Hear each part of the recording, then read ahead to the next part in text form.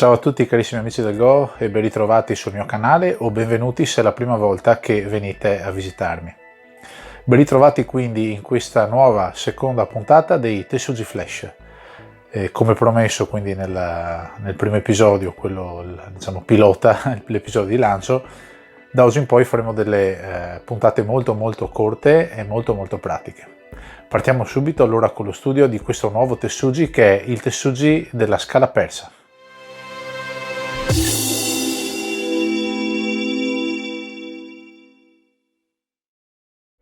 Ed ecco qui la nostra situazione. Allora, stiamo sempre cercando di gestire una situazione in cui un gruppo di bianco, in questo caso, sta tenendo diviso due gruppi di nero.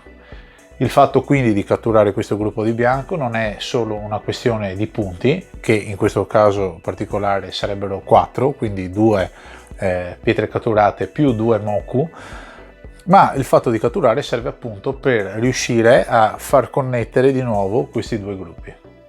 Qual è il Tessugi in questa particolare circostanza?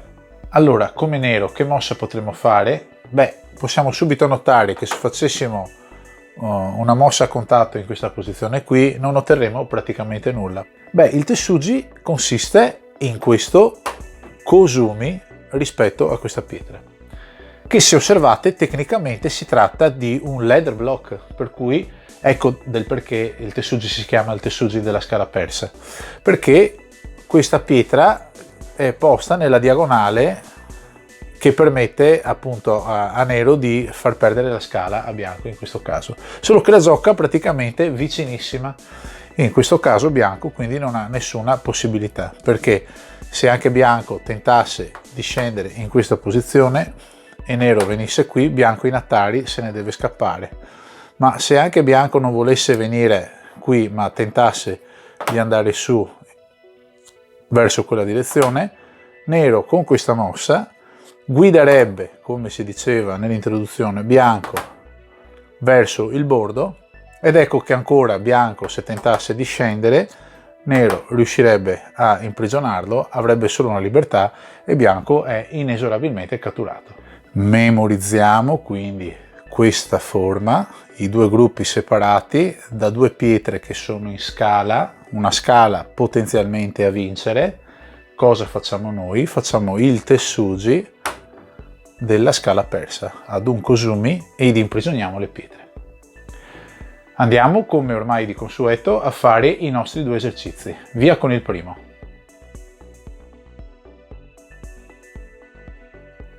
Ed ecco il primo esercizio da risolvere con il Tessugi che abbiamo appena visto. Prestate molta attenzione al testo dell'esercizio per poter riuscire a risolverlo nel modo corretto. Mettete pure in pausa e quando pensate di aver trovato la soluzione rifate partire il video e io vi mostrerò la soluzione. Prego!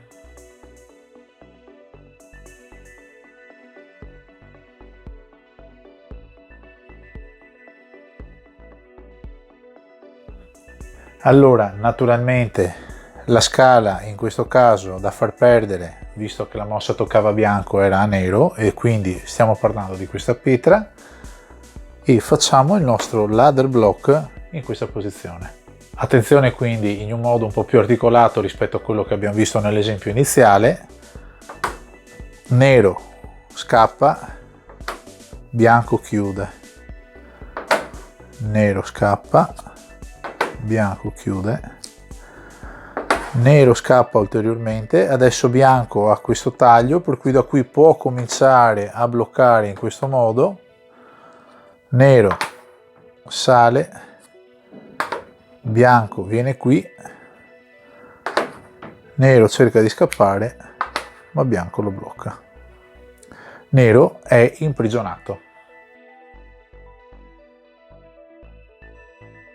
Ed ecco il secondo esercizio. Anche qui, per rendere la situazione un po' più dinamica, la soluzione è un po' più ricercata rispetto alla situazione che abbiamo visto sull'introduzione iniziale. Per cui attenti bene al testo e provate a risolverlo. Prego!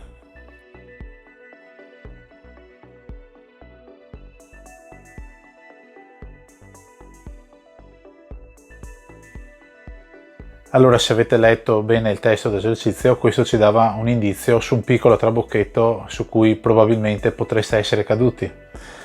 Perché in questa particolare situazione, qualora nero, questa volta il primo a giocare, facesse come abbiamo visto il ladder block in questa posizione, si creerebbe una sequenza, vedete, come quelle che abbiamo già visto, però in questo caso particolare nero qui ha solo due pietre che bianco può tranquillamente mettere in atari. In questo modo catturerebbe bianco queste due pietre e il nostro Tessuji non funzionerebbe.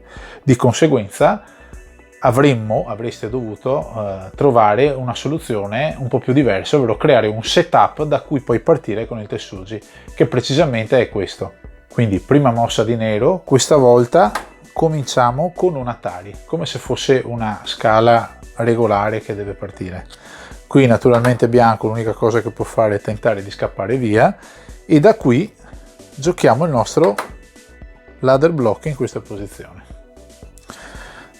Ecco quindi che bianco tenta di scappare, nero lo chiude, bianco va avanti, nero lo chiude, bianco va avanti, nero lo chiude, bianco ultimo tentativo, ma naturalmente nero che non dorme in piedi lo blocca e bianco è catturato. Benissimo, fate allora un po' di pratica nel riconoscere questo tipo di situazioni nel Goban. Adesso ne avete già visti due, per cui potrete anche cominciare a fare gli Tsume-go in modo un po' più consapevole. Vi invito ad iscrivervi nel canale ufficiale di Telegram del Venexiano Channel, dove di tanto in tanto pubblico anche lì degli Tsume-go e cercherò magari di pubblicarli in modo da tirar fuori questi argomenti, in modo che abbiate la possibilità di esercitarvi. Grazie ancora per l'attenzione e ci vediamo al prossimo video. Ciao a tutti!